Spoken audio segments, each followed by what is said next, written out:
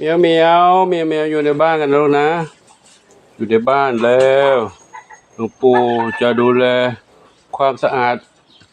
ภายในวัดแล้วลูกลมมาแรงใบไม้ร่วงเต็มเลยใบไม้ร่วงเต็มเลยดูโอ้รกหมดแล้วเมียวมีที่นั่งเล่นแล้วใบไม้เต็มเลยหลวงปู่เป่ากันเนาะเดี๋ยวจะใช้เครื่องเป่าละเป่าตรงนี้ให้ดูสะอาดสักหน่อยเนาะลมพัดมาใบไม้ร่วงเลยเต็มเลยเดี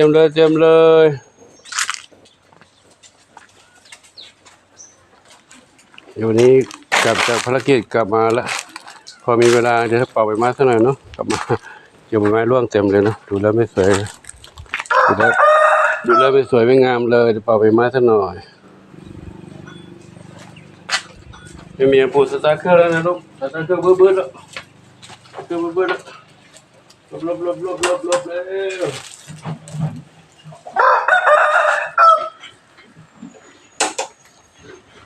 อ้าวโอ้เครื่องเสียอีกแล้วเครื่องฟรีเครื่องขัดข้องอีกแล้วจะซ่อมก่อน